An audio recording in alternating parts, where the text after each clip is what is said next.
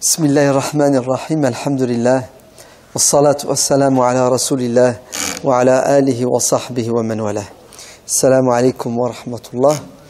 Dieu dit dans le Saint-Coran, Yufuna bin nadri wa yakhafuna yawman kana sharruhu mustatira. Wa yut'imuna at-ta'ama ala hubbihi miskinan wa yatiman wa asira. Pourquoi? Innama nut'imukum liwajhi Allahi la nuridu minkum jaza'an wala shukura. Pourquoi?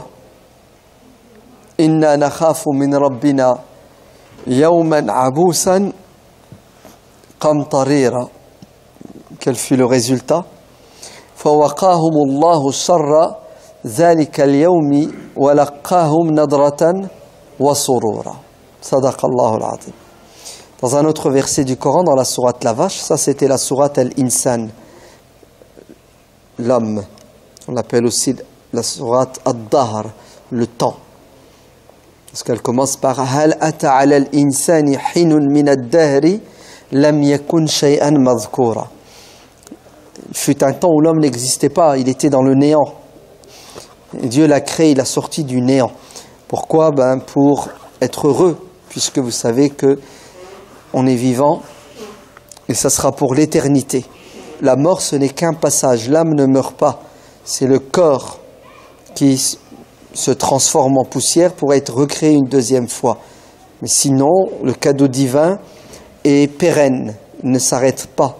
Car l'âme, même lorsqu'elle quitte notre corps, elle reste vivante et elle jouit lorsqu'elle mérite la jouissance. L'autre verset du Coran, c'est celui qui se trouve dans la sourate La Vache, la deuxième, dans lequel Dieu dit Yas'alunaka mada yunfiquna qul ma anfaqtum min khayrin falil walidayni wal aqrabina wa al yatama wal masakini wa ibnis sabili wa ma taf'alu min khayrin fa inna Allaha bihi alimun. Sadaqallahu al-Azim. On va essayer d'illustrer ces deux versets. À travers quoi? À travers des exemples concrets. Avant d'entrer dans l'explication de ces deux versets en les illustrant avec des exemples, une parole de Ali ibn Abi Talib radiyallahu anhu, le gendre du prophète alayhi salatu wassalam, et son cousin, le quatrième calife bien guidé. Ali ibn Abi Talib a dit à un de ses élèves qui s'appelle Iyas ibn Amir, Ya Iyas, oh Iyas, tu vas rencontrer trois types de personnes qui auront trois rapports différents avec le livre de Dieu. Les gens vont se comporter avec le Coran de trois manières. Certains vont le lire pour plaire à Dieu. C'est-à-dire qu'ils vont le lire avec une intention noble qui est d'obéir à Dieu, qui nous demande de réciter le Coran, qui nous demande de le comprendre, qui nous demande de l'enseigner, qui nous demande d'apprendre le maximum et qui nous demande de le mettre en pratique. Voilà la première catégorie de musulmans que tu vas croiser. Bien sûr, ce sont les meilleurs, puisque ils ont répondu à l'invitation. Deuxième type de personnes, des gens qui vont utiliser le Coran comme arme pour polémiquer avec leurs semblables afin d'avoir le dessus. El-Jidal. Et le Coran, pour eux, c'est quoi? C'est un moyen pour atteindre un objectif qui est malsain. C'est étaler leur pseudo-savoir. Pourquoi? Pour avoir toujours raison, dominer, etc., etc.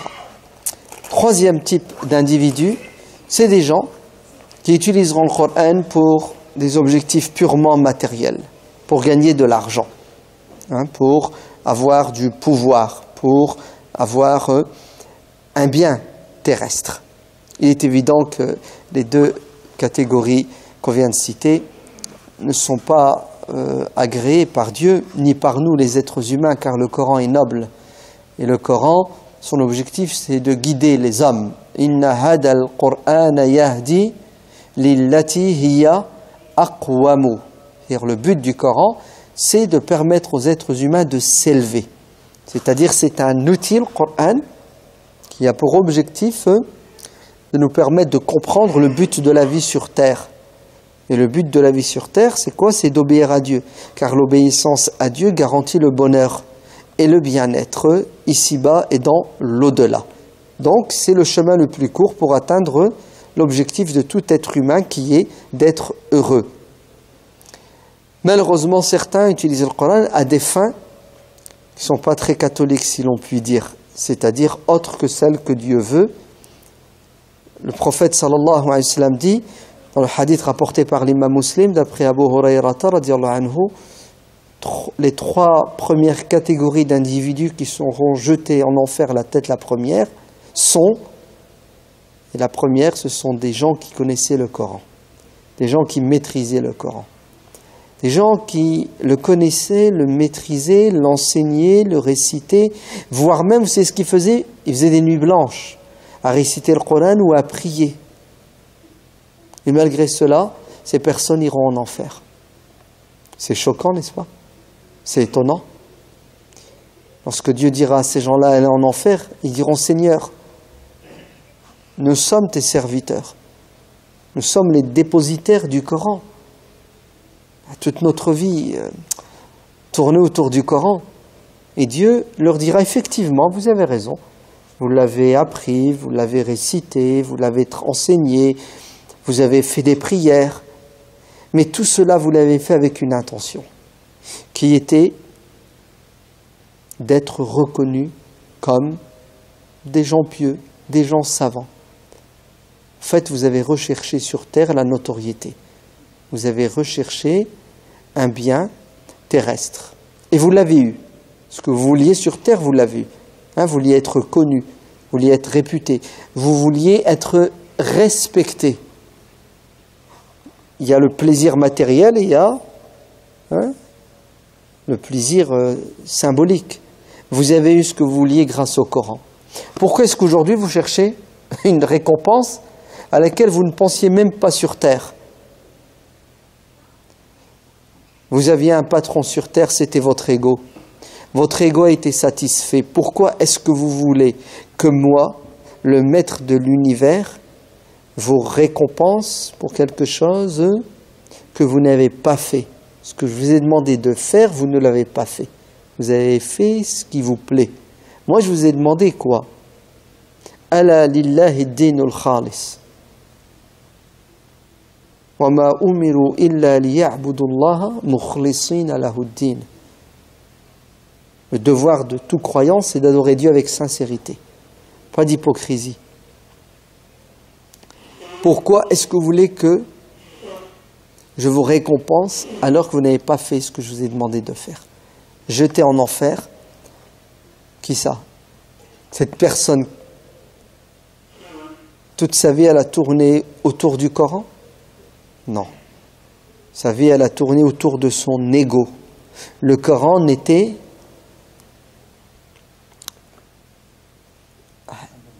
un moyen.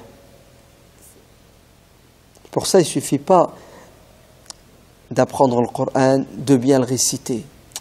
Vous vous trompez. Le but du Coran, c'est de purifier nos cœurs. وَنُنَزِّلُ مِنَ الْقُرْآنِ مَا هُوَ شِفَاءٌ وَرَحْمَةٌ لِلْمُؤْمِنِينَ.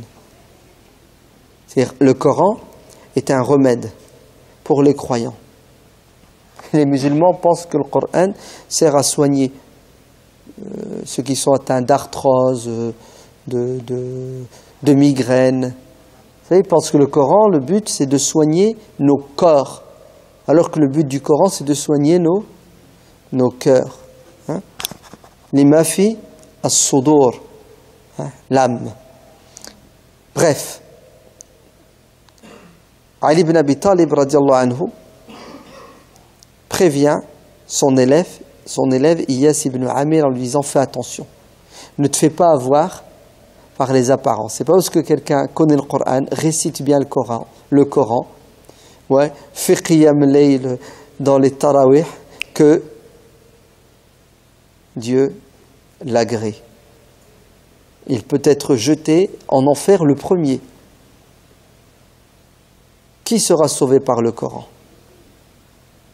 Ceux qui seront sincères et qui le... Alors, regardez ce que Dieu dit dans le Coran. Yatlouna kitab Allah, yatlouna ayatihi. Dieu utilise le terme tilawa. At-tilawa en arabe ne signifie pas la récitation uniquement. Ouais. Il est beaucoup plus riche ce terme, il est polysémique, il a plusieurs sens. At-tilawa signifie la récitation parce que tu récites le premier mot, tu le fais suivre du deuxième, du troisième et du quatrième. Mais at-tilawa signifie suivre le Coran. Yatlouna kitab Allah, ça veut dire ils l'ont pris comme guide. Yatlounahu haqqa tilawatihi. Ils suivent le Coran comme il se doit, c'est-à-dire ils le mettent en pratique. Voilà ce que Dieu nous demande. Une récitation qui doit être l'expression de la sincérité. Et pour qu'il y ait sincérité, il faut qu'il y ait science et connaissance. Et tout cela doit mener à un comportement. C'est pour cela, Aïcha radiallahu anha a tout résumé en disant que le prophète sallallahu alayhi wa sallam se comportait comme le Coran le voulait. Et si vous voulez savoir les caractères, le comportement du prophète, si vous voulez savoir comment le prophète était, regardez ce que Dieu nous demande de faire dans le Coran, vous verrez que le prophète le faisait. Donc, quand Dieu dans le Coran nous demande de contenir sa colère, ben, le prophète contenait sa colère. Quand Dieu dans le Coran nous demande de pardonner, le prophète pardonnait. Quand Dieu dans le Coran nous demande d'être généreux, le prophète était généreux. Hein, comme dit le hadith, c'était un Coran ambulant. C'est-à-dire, le Coran, tu le voyais à travers son être. Très bien. Revenons aux versets de la sourate, les versets de la sourate Al-Insan. Dieu dit que les croyants sincères, vous savez qu'est-ce qu'ils font? Ils partagent, ils donnent. Ils donnent aux nécessiteux, à ceux qui sont dans le besoin. Et ce verset parle de ces premiers croyants à l'époque du prophète, alayhi salatu wassalam, qu'on appelle les sahaba, les apôtres, qui donnaient, écoutez bien, ceux qui ont faim, ceux qui sont dans le besoin, à leurs proches, et asiran, aux prisonniers. Ce verset a été révélé à l'occasion de quoi? De cet événement. Les Mécois qui ont combattu l'islam, le prophète de l'islam, les musulmans, pendant 13 ans. Lorsque le prophète sallallahu alayhi wa sallam et les compagnons ont quitté la Mecque, ils se sont réfugiés à Médine, ces Mécois vont les poursuivre. Ils vont essayer d'assassiner le prophète à Médine, ils n'y arriveront pas. Et à un moment donné, qu'est-ce qu'ils ont décidé? Ils ont décidé de lever une armée, d'aller à Médine pour en découdre une fois pour toutes avec les intégristes islamistes fondamentalistes de l'époque. S'en suivra une bataille, un choc militaire qu'on appelle la bataille de Badr. Badr, ça se trouve à 150 km au nord de Médine. Au sud de Médine. Qu'est-ce qui va se passer? Non, je me trompe, pardon, au nord de Médine. La bataille de Badr, c'est une défaite cuisante pour les Mécois. Il y aura des morts parmi eux et il y aura des prisonniers. Que faire avec ces prisonniers? C'est la première fois que les musulmans sont confrontés à cette problématique de prisonniers. À l'époque du prophète, sallallahu alayhi wa sallam, il n'y avait pas un bâtiment qu'on appelle une prison, dans laquelle on enferme les prisonniers avec des gardiens. Il faut vite trouver une solution. Et la solution qui a été trouvée est la suivante. C'est que certains musulmans, qui ont les moyens, vont prendre chez eux un prisonnier, le surveiller et lui offrir le gîte et le couvert. Donc tu vas habiter chez lui, il va te donner une chambre, et puis tu auras à boire et à manger. Et le prophète sallallahu alayhi wa sallam de conseiller ces musulmans-là d'être généreux avec eux, de prendre soin de leurs prisonniers.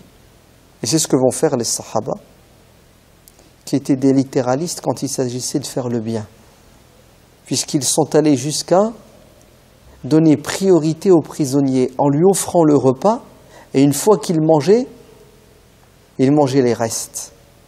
D'ailleurs, ça a choqué certains prisonniers qui disaient « Pourquoi autant d'attention à notre égard alors que nous sommes nos ennemis, on est venus vous combattre. Ça fait 15 ans qu'on vous fait la guerre. Et vous nous recevez de cette manière ?» Oui, c'est Dieu qui nous l'a dit.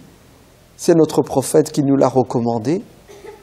Et Dieu va révéler ces versets du Coran dans lesquels il est dit que ces gens-là donnaient à manger aux nécessiteux, à l'orphelin et aux prisonniers.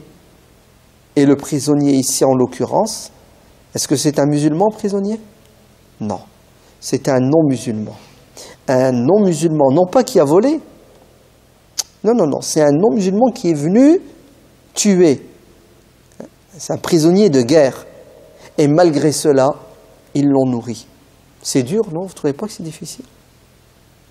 Il y a quelqu'un qui vient pour te tuer, à la fin tu le ramènes chez toi, et tu lui donnes à boire et à manger, voire tu sais ce que tu fais? Tu fais attention à ce qu'il mange mieux que toi, ta femme et tes enfants, parce que c'est un hôte, un invité.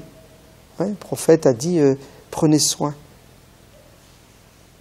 Non, vous ne trouvez pas que les Sahaba, ils étaient... Je sais pas, si c'était moi, prophète, ces mecs-là, il faut les... Non? Il faut les éliminer, non? Ou, dans le meilleur des cas, on leur jette les restes. Ce sont nos ennemis, ça fait 15 ans qu'ils nous font voir l'enfer. Et secondo, ils ont été faits prisonniers au champ de bataille.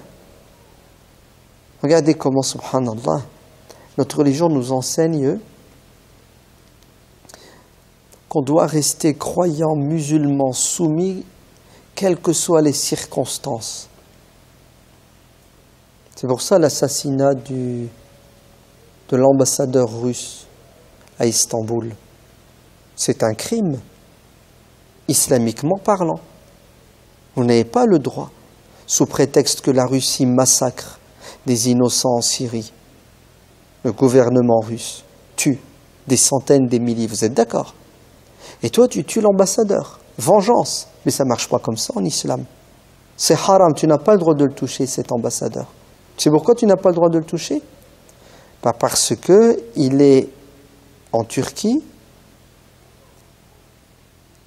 non pas en tant qu'ennemi, mais en tant que diplomate, et il y a des lois qui gèrent la présence des diplomates dans les pays. Et il est du devoir de l'État d'offrir à ces diplomates la sécurité. Dans le droit musulman, on appelle ça le musta'man, c'est-à-dire le non-musulman qui est de passage dans l'empire musulman et qui a reçu la protection de Dieu, de son prophète et de la communauté musulmane. Si tu le considères comme un ennemi, tu ne le laisses pas rentrer déjà. Et s'il est rentré à ton insu en tant qu'ennemi, c'est un ennemi, c'est les lois de la guerre. Mais là, il est là en tant que diplomate. C'est-à-dire, tu lui as donné ta parole qui lui garantit le droit d'habiter et d'être en sécurité chez toi. Le fait de l'assassiner, c'est une trahison. Le prophète sallallahu alayhi wa sallam a dit, celui qui tue quelqu'un qui n'est pas musulman, qui vit parmi les musulmans, donc celui qui trahit, celui qui commet un crime, un meurtre, le meurtre d'un non-musulman ne sentira pas l'odeur du paradis, alors que l'odeur du paradis se sent à 40 années de marche. Dans un autre hadith, le prophète alayhi salatu wa sallam dit, je serai l'avocat de cette victime. Vous vous rendez compte? C'est-à-dire, cet ambassadeur russe, quand il sera ressuscité, il aura pour avocat le prophète alayhi salatu wa sallam, et l'accusé, ce sera qui? Ce sera celui qui l'a tué, qui a dit Allahu Akbar, je venge le peuple syrien. Le prophète lui dira, non, tu t'es planté. Si tu voulais venger le peuple syrien, tu fais de la diplomatie, tu fais pression sur Poutine, tu utilises des moyens reconnus, légaux, la guerre, tu ne la fais pas comme tu veux la guerre. Il y a des lois. Sinon, tu vas commettre une injustice. Vous allez dire, ouais, mais t'as vu les Russes, ils tuent. Oui, les Russes tuent. Non, l'armée russe, envoyée par le gouvernement russe. Ouais. Sinon, c'est la porte ouverte à quoi? Bah, écoutez, c'est simple. Bah, tous les ambassadeurs musulmans en Russie, il y en a beaucoup, hein, ouais, une cinquantaine de pays musulmans, bah, devraient tous se faire assassiner par les Russes parce que un musulman tue un ambassadeur, œil pour œil, dent pour dent. C'est quoi ce désordre, ce boxon intellectuel, spirituel, moral? Ça ne marche pas comme ça. Notre religion nous met des limites, on ne fait pas ce qu'on veut, on ne laisse pas sa haine parler. Non. La haine doit être maîtrisée par le shara, ce qu'ils appellent la charia, par l'éthique et la morale islamique, qui te dit tu n'as pas le droit de toucher à cet ambassadeur, même si son État, ouais, son pays, tue des êtres innocents, musulmans ou non, à côté. Ouais. Ce que tu dois faire, c'est rupture des relations diplomatiques, tu les expulses, ouais, de Turquie pour faire pression et après tu fais ce que tu penses être bien. Vous avez vu le prisonnier? Comment le Coran dit aux Sahaba, nourrissez-le. Alors, le prisonnier là, il est étonné quand il voit un musulman qui est venu tuer, hein, qui lui donne sa chambre, qui lui donne à boire et à manger. Il n'y a qu'une question qu'il a envie de poser, c'est pourquoi tu fais tout ça? Réponse, innama nut'imukum liwajhillah. Nous vous nourrissons parce que Dieu nous l'a demandé. Ainsi, on cherche d'abord à obéir à Dieu, à lui faire plaisir, et puis les conséquences, ben, vous les voyez, vous êtes content, vous êtes heureux. Oui, mais vous allez toucher combien? C'est quoi le gain de tout cela? Attendez. La nuridu minkum jaza'an wala shukura. On n'attend pas de vous ni des remerciements, ni un salaire. Parce qu'en tant que prisonnier, tu n'as qu'une envie, c'est de leur dire merci, barakallahu fik, vous êtes trop gentils les musulmans. Ah, si on savait que vous étiez comme ça, on ne serait pas venu vous combattre. Tu sais ce que lui dit le musulman? Il dit écoutez, pensez ce que vous voulez de nous. Faites ce que vous voulez avec nous. On ne changera pas d'éthique, de morale. Nous resterons fidèles parce que Dieu nous le demande. Résultat, فَوَقَاهُمُ شَرَّ ذَلِكَ الْيَوْمِ, le jour de la résurrection, ces croyants soumis, hein, auront le bonheur auquel ils aspiraient. Vous avez compris ce premier verset? Ce qu'il signifie à travers cet exemple? Ben, nous allons prendre un deuxième exemple qui va dans le même sens, un peu plus tardif. On est en 1845, en Irlande. Vous savez où se trouve l'Irlande? Hein, l'Angleterre, tout au nord, il y a un petit pays qui s'appelle l'Irlande. L'Irlande est catholique. L'Angleterre est protestante.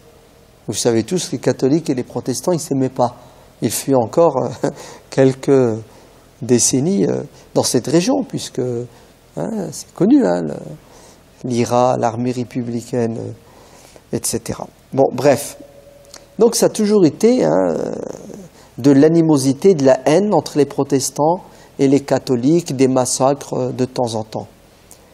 En 1845, l'Irlande va être touchée par une famine sans précédent, due, entre autres, à une bestiole, un microbe, qui va toucher le légume des pauvres, la pomme de terre.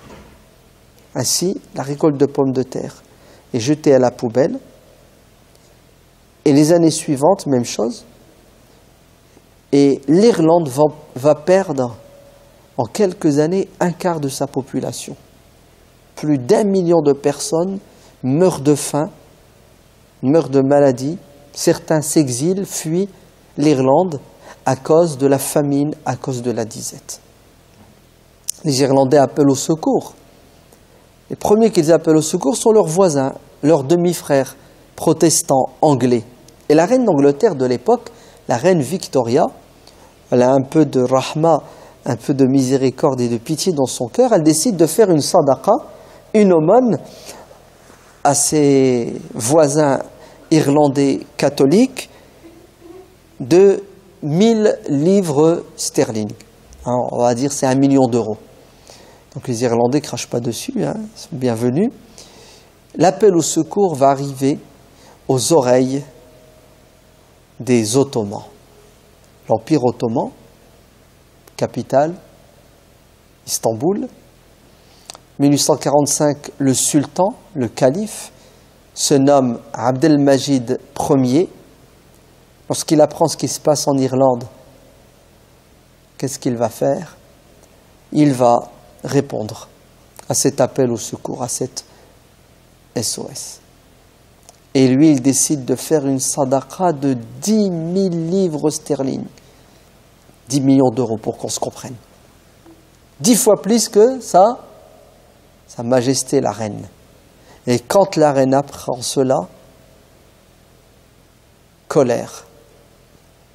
Parce qu'il ne sied pas à quelqu'un, a fortiori un musulman, un intégriste islamiste, fondamentaliste. Les Ottomans à l'époque, c'était eux les terroristes islamistes. De donner plus que la reine, car la reine, par excellence, c'est la mère poule généreuse qui pense à tout le monde. Est-ce que vous savez que la reine Victoria va refuser l'aide des Ottomans et dire aux Ottomans, on veut bien que vous aidiez les Irlandais, mais à hauteur de 1000 livres sterling, pas plus. Qu'est-ce que vont faire les Ottomans? Ils ne vont pas tomber dans le piège de cette reine sans cœur, sans raison. L'ego, l'orgueil, la vanité. Ils vont donner, fi sabilillah, le million d'euros aux Irlandais et transformer les 9 millions d'euros en denrées alimentaires. Et la flotte ottomane va quitter le port d'Istanbul avec des centaines de tonnes de nourriture pour aller déverser sa cargaison, ou ça,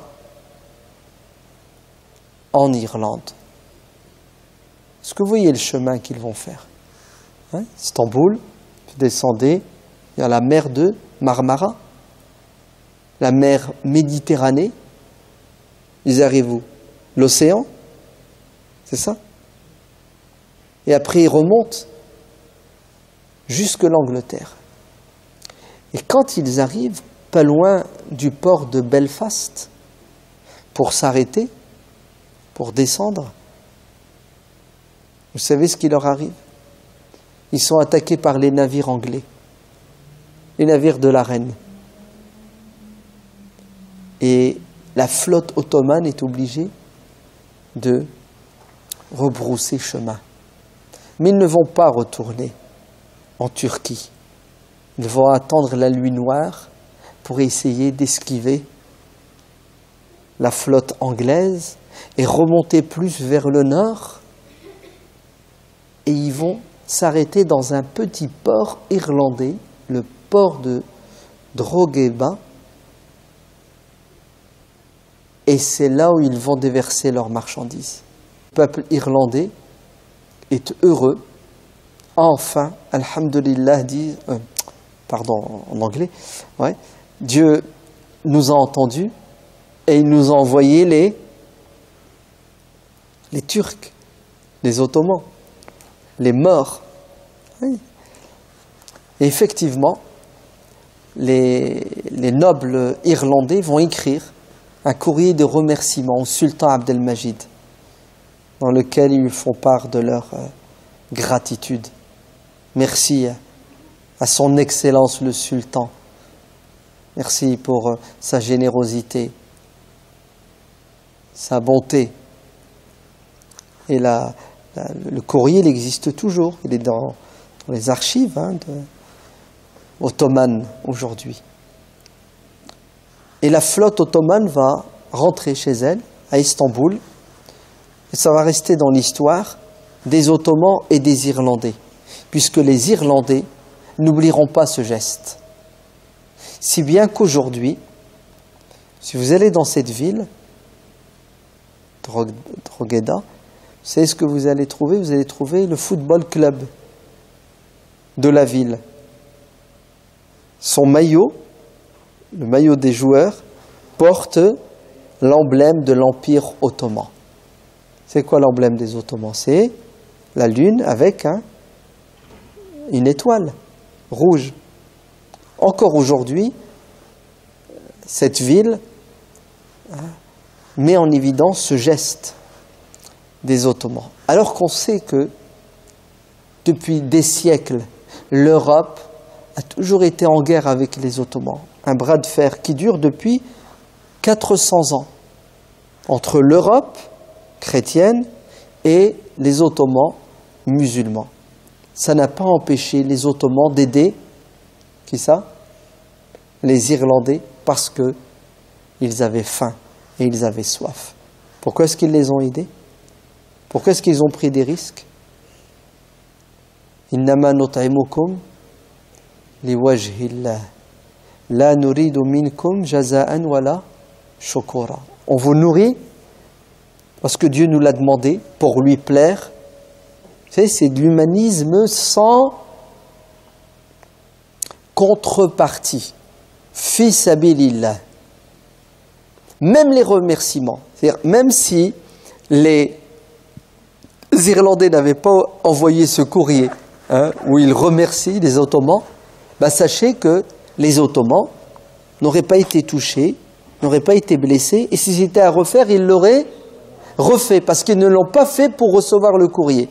C'est de la reconnaissance, c'est de la gratitude, c'est de la politesse de la part des Irlandais, et on est obligé de saluer ce savoir-vivre, mais le plus beau dans tout ça, c'est quoi? C'est regarder ce que les islamistes de l'époque, les intégristes de l'époque ont fait. Et tout ça, ils l'ont fait parce qu'ils ont un Coran qu'ils lisaient, qu'ils comprenaient, qu'ils mettaient en pratique. C'est pour cela, les Sahaba questionnent le prophète. Yas'alunaka madha yunfiqun. Les compagnons sont préoccupés. Ô messager de Dieu, on voudrait partager, on voudrait donner. À qui est-ce qu'on doit donner? Vous avez vu? Ils ont l'esprit altruiste, mais ils ont aussi le sens de la gestion de leur sadaqa. Ils ne veulent pas donner n'importe comment à n'importe qui. Donc s'il te plaît, prophète, donne-nous les grandes lignes pour qu'on soit des donateurs efficaces. Réponse coranique. Qul ma anfaqtum min khayrin. Lorsque vous voulez donner, lorsque vous voulez faire le bien, commencez par qui? Falil walidain, les parents. Wal aqrabin, les proches, la famille. Wal yatama, les orphelins qui n'ont plus leur père et leur mère. Wa al masakin, les pauvres, les nécessiteux. Pas les pauvres musulmans, les pauvres, point à la ligne. Qu'ils soient musulmans ou non, un nécessiteux n'a pas de religion. Il n'a qu'un ennemi, c'est quoi? C'est la pauvreté, la faim, la soif, la maladie. Et nous sommes des guerriers qui devons combattre la pauvreté, les maladies, la misère dans laquelle les êtres humains souffrent. Avec quoi? Avec les armes de l'amour, les armes de la miséricorde, les armes de la générosité, de la bonté. Wabni Sabil, c'est ça? C'est qui le Ibn Sabil? Le fils de la route. Le Ibn Sabil, c'est le voyageur. Allez, prenez soin de qui? Des gens qui voyagent. Alors, À l'époque, en Arabie, celui qui voyage, c'est un parcours du combattant, son voyage. Hein, d'accord? C'est à pied, à dos de chameau, c'est ça. C'est la soif, c'est la faim, c'est aussi le danger. Hein, les brigands, les bêtes sauvages. C'est pour ça que les musulmans vont développer le système du caravansérail, c'est-à-dire des stations, des aires de repos sur les autoroutes. Vous savez, sur les grands axes, des motels. Des gens vont s'arrêter, trouver un logis et trouver le couvert fi sabilillah. Vous avez entendu? C'est-à-dire des mécènes, des gens vont investir dans la construction, l'entretien de ces caravansérails, ces aires de repos, pour que les voyageurs puissent trouver le repos, la sécurité. Et tout ça, fi sabilillah, parce que Dieu le demande dans le Coran. Regardez cette histoire, elle est magnifique. Elle est arrivée en Turquie. On va rester en Turquie, n'est-ce pas? En Turquie, un touriste roumain, avec son épouse, il visite la Turquie. Puis il s'éloigne dans les montagnes turques et il s'égare. Du mal à retrouver, il est en randonnée, son chemin. La nuit va bientôt tomber. Il est acculé à frapper à la porte, ouais, de quelqu'un. Un vieux ammé turc, un kardash, lui ouvre la porte. Il communique. C'est quelqu'un qui s'est perdu. Qu'est-ce que fait le musulman? Il l'invite chez lui. Il lui offre l'hospitalité. Il lui donne à boire, à manger, et il lui propose de rester, de dormir jusqu'au lendemain. Et c'est ce qui va se passer. Et tout ça, fi sabilillah. Jusque-là, apparemment, c'est normal, c'est ça, il n'y a rien d'exceptionnel. Si, un étranger. En plus, les gens dans ces coins reculés sont des pauvres, sont des gens qui travaillent durement. Mais écoutez ce que va faire ce père de famille. Sa maison est toute petite. Il n'a qu'une cuisine qui sert de cuisine, de salle à manger et une chambre à coucher pour lui, sa femme et ses petits-enfants. Et il offre, écoutez bien, le gîte à cet étranger avec son épouse. Et il prend sa femme et ses enfants et il sort de sa maison et il va dormir à la belle étoile. Il lui laisse sa maison seule avec sa femme. Le lendemain matin, notre voyageur roumain découvre ce qui s'est passé la nuit. Et il est touché. Il lui pose la question, pourquoi tu as fait ça? Il était gêné. Il lui a dit, parce que notre Seigneur, dans notre livre, le Coran, nous demande de prendre soin du voyageur qui est dans le besoin. Est-ce que vous savez que ce touriste roumain va rentrer chez lui en Roumanie, il va chercher un Coran, il va se mettre à étudier la religion musulmane et il va se convertir à l'islam. Il est musulman aujourd'hui, lui et son épouse, mais ce n'est pas un musulman comme les autres. Ce n'est pas un musulman comme la majorité des musulmans qui sont musulmans de naissance,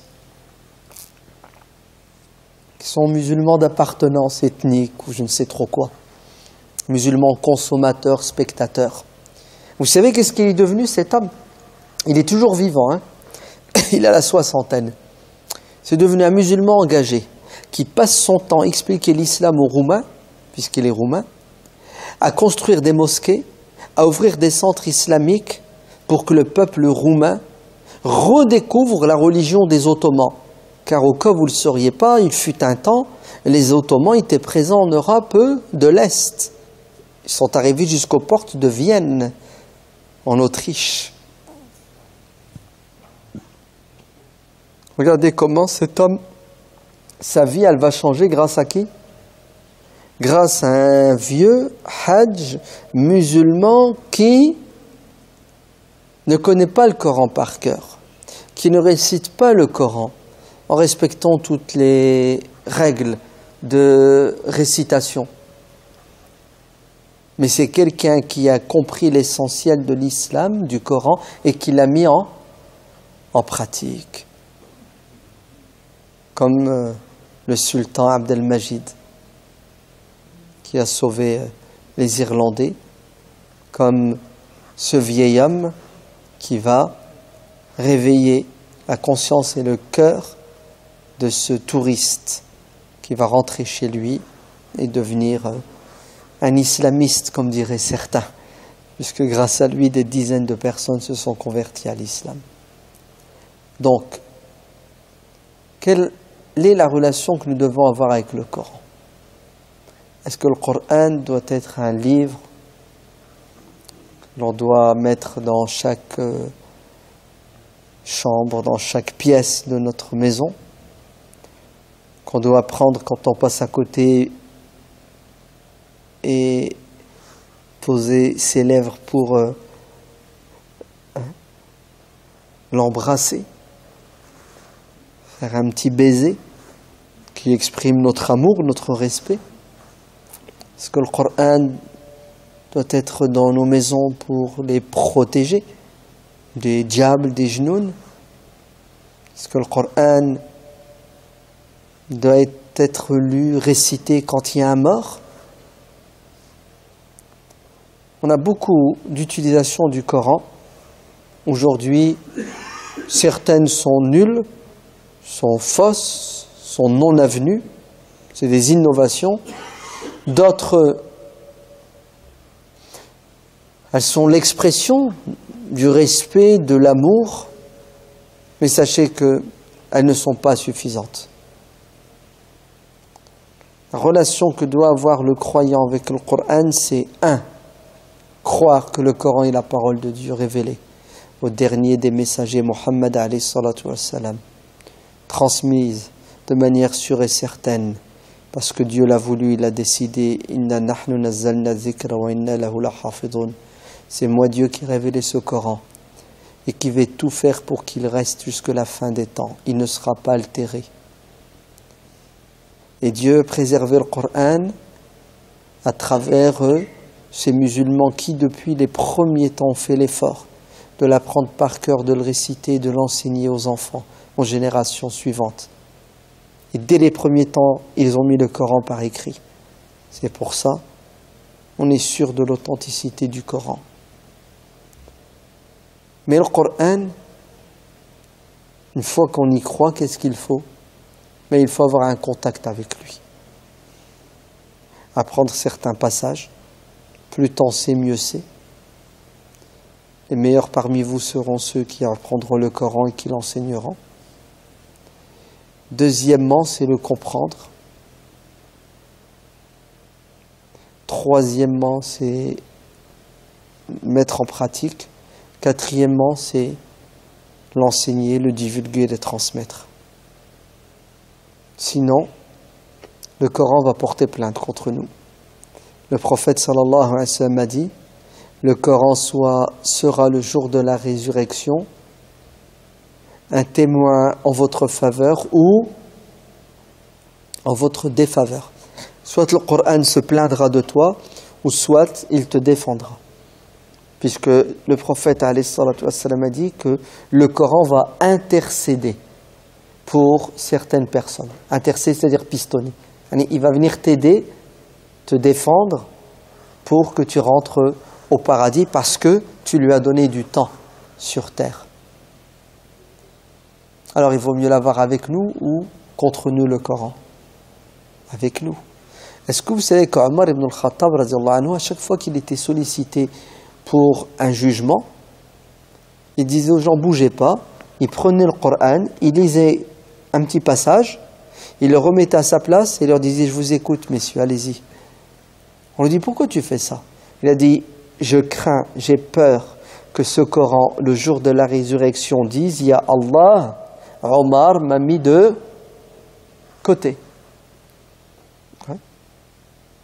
Ya Rabbi inna qawmi ittakhadhu هذا القرآن مهجورا. Eh oui. Alors, est-ce que vous êtes prêts à donner un petit quart d'heure, 20 minutes par jour au Coran? Vous réduisez votre temps que vous passez sur WhatsApp, YouTube, ouais, sur le net. Vous diminuez un peu, 15-20 minutes, et puis vous vous concentrez. Vous lisez une page et demie. Non, c'est possible ou c'est pas possible? C'est pas méchant, non, ça va. 15 minutes, je suis gentil. C'est honteux, en fait, de parler comme ça. On devrait donner un peu plus de temps. Et en fait, c'est pas très compliqué aujourd'hui. Allah al-Adim, grâce justement à ton iPhone, tu peux donner beaucoup plus de temps au Coran. Ouais, tu es dans la voiture, hop, tu appuies sur play et tu écoutes le Coran. Je sais pas, tu vas prendre une sourate. Par exemple, sourate An-Najm, l'étoile. Ça vous dit quelque chose, sourate Najm? Non? Ça te dit rien? Cette sourate, lorsque les ennemis de l'islam, les Mécois, polythéistes, l'ont entendu de la bouche du prophète, ils n'ont pas pu s'empêcher de se prosterner. Vous avez entendu? An-Najm, ils étaient là, le prophète était en train de la réciter, on dirait qu'elle les a ensorcelés. Ils se sont prosternés. Waouh! Les polythéistes, les Abou Truc, Abou Machin de la Mecque, ennemis jurés qui combattent le Coran, n'ont pas pu résister devant la beauté de la sourate An-Najm. Si bien que le téléphone arabe direct, il est arrivé en Éthiopie, et les musulmans, ils étaient une vingtaine qui étaient en Éthiopie, téléphone arabe, hein. Il est arrivé à leurs oreilles que les Mécois se sont convertis à l'islam. Ils ont dit, c'est bon, le problème est réglé, ils sont revenus. Et quand ils sont revenus, ils ont compris que c'était juste une prosternation, je n'allais pas dire forcée, mais bon, presque, non? Tellement la sourate Najm était belle. Écoute, c'est simple. Tous les matins, tu sors de chez toi, tu prends la voiture, le bus, le métro, le vélo, la moto, ce que tu veux, tu mets la sourate Najm. Ouais, et tu l'écoutes. Si tu fais ça tous les matins pendant 1 mois, 2 mois, 3 mois, ma main à couper, à la fin, tu quoi? Tu la connais. C'est pas difficile aujourd'hui. Wallah, avec l'iPhone, tu peux écouter ce que tu veux comme passage du Coran. Tu es assis dans le RER, tu as 1 heure de route, tu lis, tu sors ton iPhone, tu lis le Coran. Tu lis le matin, tu lis le soir. Tu veux quoi? Tu veux la traduction? Tu as la traduction. Tu veux le tafsir, l'exégèse, tu as l'exégèse. Il y a tout est accessible aujourd'hui. Il nous manque juste la volonté, tout simplement. C'est clair? Écoutez, si c'est clair, il n'y a plus qu'à à mettre en pratique. Que Dieu vous bénisse. Alhamdulillah. Salatu wassalam ala rasulillah. Wa ala alihi wa sahbihi wa man wala.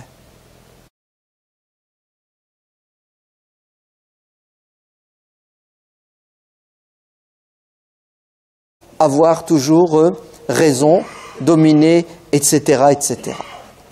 Troisième type d'individu, c'est des gens qui utiliseront le Coran pour des objectifs purement matériels, pour gagner de l'argent, pour avoir du pouvoir, pour avoir un bien terrestre. Il est évident que les 2 catégories qu'on vient de citer ne sont pas agréés par Dieu, ni par nous les êtres humains, car le Coran est noble. Et le Coran, son objectif, c'est de guider les hommes. Inna hadal Qur'ana yahdi lillati hiya aqwamu. C'est-à-dire le but du Coran, c'est de permettre aux êtres humains de s'élever. C'est-à-dire c'est un outil, le Coran, qui a pour objectif de nous permettre de comprendre le but de la vie sur terre. Et le but de la vie sur terre, c'est quoi? C'est d'obéir à Dieu. Car l'obéissance à Dieu garantit le bonheur et le bien-être ici-bas et dans l'au-delà. Donc, c'est le chemin le plus court pour atteindre l'objectif de tout être humain qui est d'être heureux. Malheureusement, certains utilisent le Coran à des fins qui ne sont pas très catholiques, si l'on peut dire, c'est-à-dire autres que celles que Dieu veut. Le prophète sallallahu alayhi wa sallam dit, dans le hadith rapporté par l'imam Muslim, d'après Abu Hurayrata radiyallahu anhu, les 3 premières catégories d'individus qui seront jetés en enfer, la tête la première, sont, et la première, ce sont des gens qui connaissaient le Coran, des gens qui maîtrisaient le Coran, des gens qui le connaissaient, le maîtrisaient, l'enseignaient, le récitaient, voire même, vous savez ce qu'ils faisaient? Ils faisaient des nuits blanches à réciter le Coran ou à prier. Et malgré cela, ces personnes iront en enfer. C'est choquant, n'est-ce pas? C'est étonnant. Lorsque Dieu dira à ces gens-là, allez en enfer, ils diront, Seigneur, nous sommes tes serviteurs. Nous sommes les dépositaires du Coran. Toute notre vie tournée autour du Coran. Et Dieu leur dira, effectivement, vous avez raison. Vous l'avez appris, vous l'avez récité, vous l'avez enseigné, vous avez fait des prières. Mais tout cela, vous l'avez fait avec une intention, qui était d'être reconnus comme des gens pieux, des gens savants. En fait, vous avez recherché sur terre la notoriété. Vous avez recherché un bien terrestre. Et vous l'avez eu. Ce que vous vouliez sur terre, vous l'avez eu. Vous vouliez être connu, vous vouliez être réputé, vous vouliez être respecté. Il y a le plaisir matériel et il y a le plaisir symbolique. Vous avez eu ce que vous vouliez grâce au Coran. Pourquoi est-ce qu'aujourd'hui vous cherchez une récompense à laquelle vous ne pensiez même pas sur terre? Vous aviez un patron sur terre, c'était votre ego. Votre ego a été satisfait. Pourquoi est-ce que vous voulez que moi, le maître de l'univers, vous récompense pour quelque chose que vous n'avez pas fait? Ce que je vous ai demandé de faire, vous ne l'avez pas fait. Vous avez fait ce qui vous plaît. Moi, je vous ai demandé quoi? Ala lillahi dinul khalis. Wa ma umiru illa liya'budullaha mukhlisina lahud-din. Le devoir de tout croyant, c'est d'adorer Dieu avec sincérité, pas d'hypocrisie. Pourquoi est-ce que vous voulez que je vous récompense alors que vous n'avez pas fait ce que je vous ai demandé de faire? Jeter en enfer, qui ça? Cette personne, toute sa vie, elle a tourné autour du Coran? Non.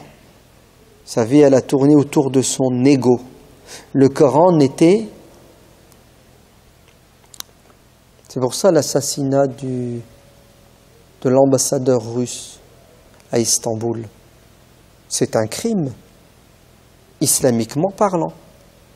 Vous n'avez pas le droit, sous prétexte que la Russie massacre des innocents en Syrie. Le gouvernement russe tue des centaines, des milliers. Vous êtes d'accord? Et toi, tu tues l'ambassadeur. Vengeance. Mais ça ne marche pas comme ça en islam. C'est haram, tu n'as pas le droit de le toucher, cet ambassadeur. Tu sais pourquoi tu n'as pas le droit de le toucher? Pas parce qu'il est en Turquie, non pas en tant qu'ennemi, mais en tant que diplomate, et il y a des lois qui gèrent la présence des diplomates dans les pays. Et il est du devoir de l'État d'offrir à ces diplomates la sécurité. Dans le droit musulman, on appelle ça le musta'man, c'est-à-dire le non-musulman qui est de passage dans l'empire musulman et qui a reçu la protection de Dieu, de son prophète et de la communauté musulmane. Si tu le considères comme un ennemi, tu ne le laisses pas rentrer déjà. Et s'il est rentré à ton insu en tant qu'ennemi, c'est un ennemi, c'est les lois de la guerre. Mais là, il est là en tant que diplomate. C'est-à-dire que tu lui as donné ta parole qui lui garantit le droit d'habiter et d'être en sécurité chez toi. Le fait de l'assassiner, c'est une trahison. Le prophète sallallahu alayhi wa sallam a dit, celui qui tue quelqu'un qui n'est pas musulman, qui vit parmi les musulmans, donc celui qui trahit, celui qui commet un crime, un meurtre, Le meurtre d'un non-musulman ne sentira pas l'odeur du paradis, alors que l'odeur du paradis se sent à 40 années de marche. Dans un autre hadith, le prophète alayhi salatu wassalam dit « Je serai l'avocat de cette victime ». Vous vous rendez compte? C'est-à-dire, cet ambassadeur russe, quand il sera ressuscité, il aura pour avocat le prophète alayhi salatu wassalam, et l'accusé, ce sera qui? Ce sera celui qui l'a tué, qui a dit « Allahu Akbar, je venge le peuple syrien ». Le prophète lui dira « Non, tu t'es planté. Si tu voulais venger le peuple syrien, tu fais de la diplomatie, tu fais pression sur Poutine, tu utilises des moyens reconnus, légaux, la guerre, tu ne la fais pas comme tu veux la guerre. Il y a des lois. Sinon, tu vas commettre une injustice. Vous allez dire, ouais, mais t'as vu les Russes, ils tuent. Oui, les Russes tuent. Non, l'armée russe, envoyée par le gouvernement russe. Ouais. Sinon, c'est la porte ouverte à quoi? Bah, écoutez, c'est simple.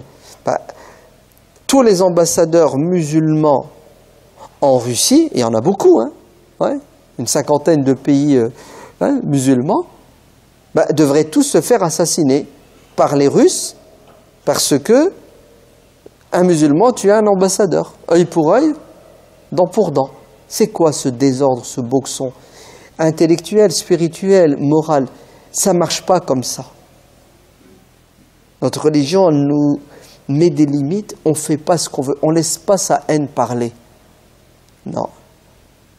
La haine doit être maîtrisée par le shara, ce qu'ils appellent la charia, par l'éthique et la morale islamique, qui te dit tu n'as pas le droit de toucher à cet ambassadeur, même si son État, ouais, son pays, tue des êtres innocents, musulmans ou non, à côté. Ouais. Ce que tu dois faire, un moyen. Pour ça, il ne suffit pas d'apprendre le Coran, de bien le réciter. Vous vous trompez. Le but du Coran, c'est de purifier nos cœurs.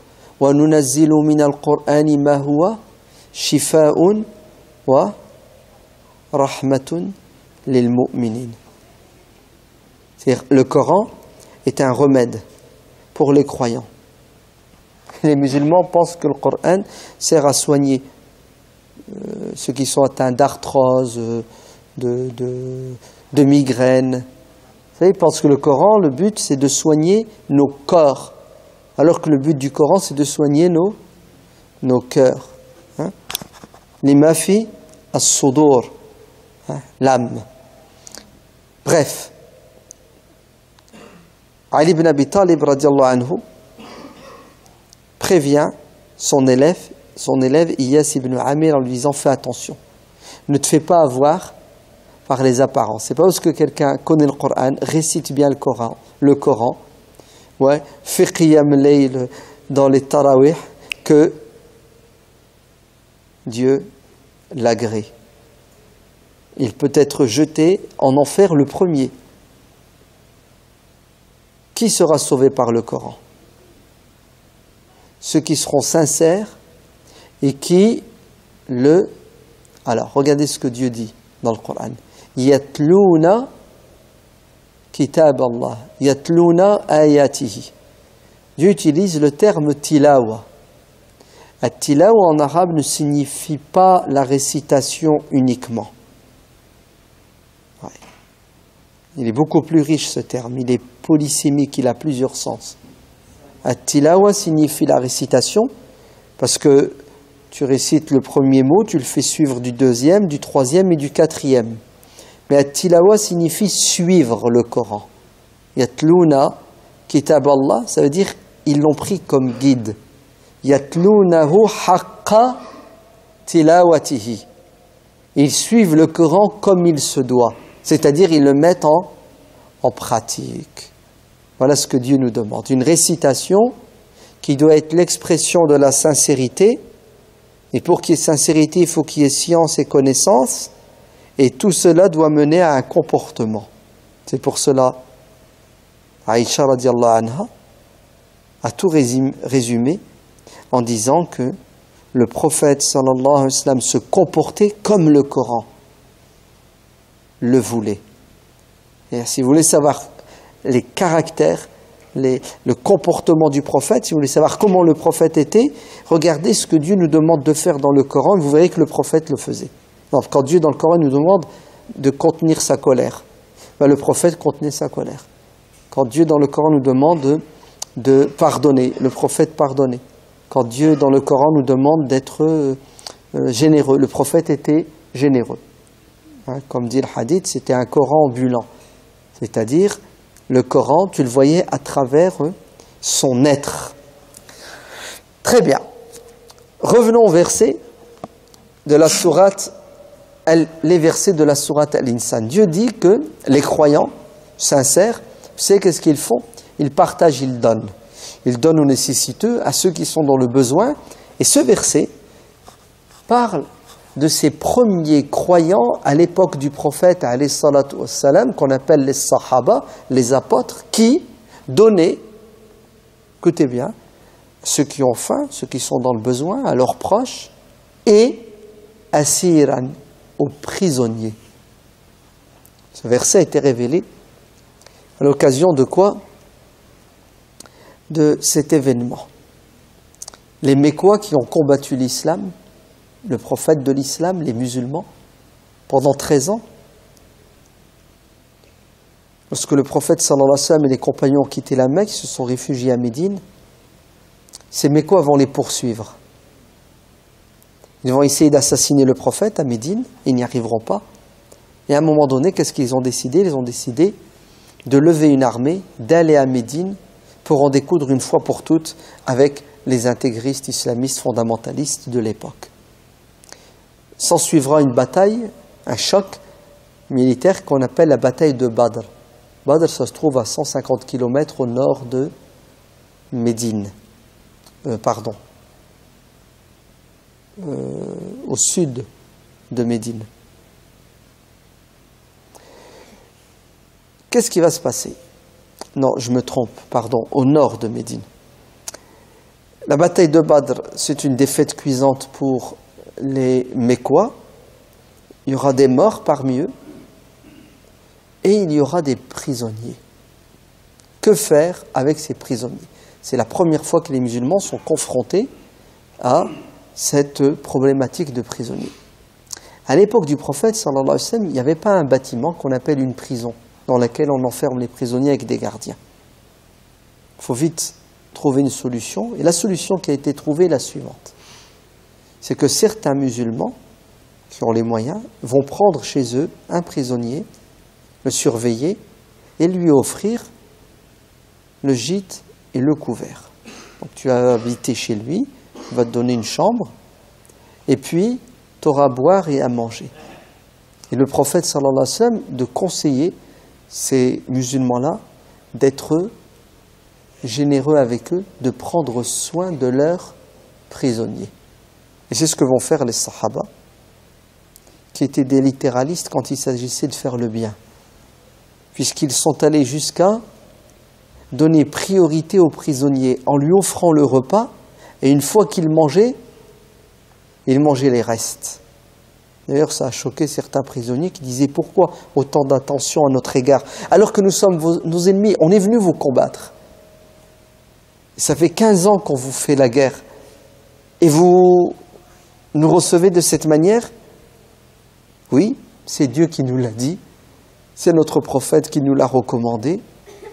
Et Dieu va révéler ces versets du Coran dans lesquels il est dit que ces gens-là donnaient à manger aux nécessiteux, à l'orphelin et aux prisonniers. Et le prisonnier ici, en l'occurrence, est-ce que c'est un musulman prisonnier? Non, c'est un non-musulman. Un non-musulman, non pas qui a volé, non, c'est un non-musulman qui est venu tuer. C'est un prisonnier de guerre.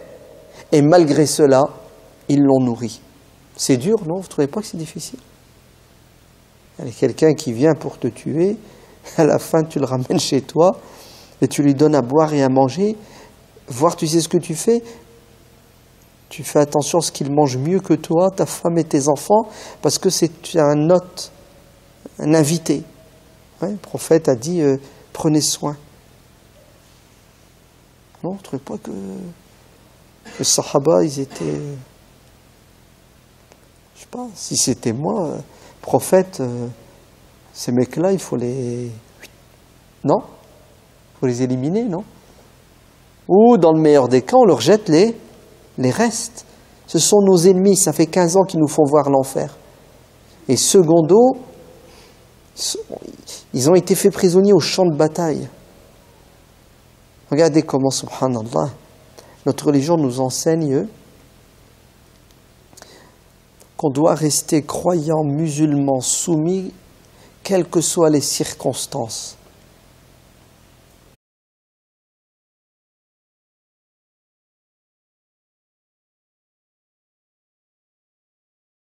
Bismillahirrahmanirrahim, alhamdulillah, wassalatu wassalamu ala rasulillah, wa ala alihi wa sahbihi wa man wala. Assalamu alaikum wa rahmatullah. Dieu dit dans le Saint-Coran, Yufuna bin nadri wa yakhafuna yawman kana sharruhu mustatira. Wa yut'imuna at-ta'ama ala hubbihi miskinan wa yatiman wa asira. Pourquoi? Innama nut'imukum liwajhi Allahi la nuridu minkum jaza'an wala shukura. Pourquoi? Inna nakhafu min rabbina yawman abusan qamtarira. Quel fut le résultat? فوقاهم الله شر ذلك اليوم ولقاهم نضرة وسرورا. صدق الله العظيم. Dans un autre verset du Coran, dans la sourate La Vache, ça c'était la sourate Al-Insan, l'homme. On l'appelle aussi la sourate Ad-Dahr, le temps. Parce qu'elle commence par Hal ata ala al-insani hinun min ad-dahri lam yakun shay'an madhkura. Il fut un temps où l'homme n'existait pas, il était dans le néant. Et Dieu l'a créé, il l'a sorti du néant. Pourquoi? Pour être heureux, puisque vous savez que on est vivant et ça sera pour l'éternité. La mort, ce n'est qu'un passage. L'âme ne meurt pas. C'est le corps qui se transforme en poussière pour être recréé une deuxième fois. Mais sinon, le cadeau divin est pérenne, ne s'arrête pas. Car l'âme, même lorsqu'elle quitte notre corps, elle reste vivante et elle jouit lorsqu'elle mérite la jouissance. L'autre verset du Coran, c'est celui qui se trouve dans la sourate La Vache, la deuxième, dans lequel Dieu dit « Yas'alunaka mada yunfiquna qul ma anfaqtum min khayrin falil walidayni wal aqrabina wa al yatama wal masakini wa ibnis sabili wa ma taf'alu min khayrin fa inna Allaha bihi alimun. » Sadaqallahu al-'azim. On va essayer d'illustrer ces deux versets. À travers quoi? À travers des exemples concrets. Avant d'entrer dans l'explication de ces deux versets, en les illustrant avec des exemples, une parole de Ali ibn Abi Talib, radiyallahu anhu, le gendre du prophète, alayhi salatu wassalam, et son cousin, le 4e calife bien guidé. Ali ibn Abi Talib a dit à un de ses élèves qui s'appelle Iyas ibn Amir, Ya Iyas, oh Iyas, tu vas rencontrer 3 types de personnes qui auront 3 rapports différents avec le livre de Dieu. Les gens vont se comporter avec le Coran de 3 manières. Certains vont le lire pour plaire à Dieu. C'est-à-dire qu'ils vont le lire avec une intention noble qui est d'obéir à Dieu, qui nous demande de réciter le Coran, qui nous demande de le comprendre, qui nous demande de l'enseigner, qui nous demande d'apprendre le maximum et qui nous demande de le mettre en pratique. Voilà la première catégorie de musulmans que tu vas croiser. Bien sûr, ce sont les meilleurs, puisque ils ont répondu à l'invitation. Deuxième type de personnes, des gens qui vont utiliser le Coran comme arme pour polémiquer avec leurs semblables afin d'avoir le dessus. El-Jidal. Le Coran, pour eux, c'est quoi? C'est un moyen pour atteindre un objectif qui est malsain. C'est étaler leur pseudo-savoir. Pourquoi? Pour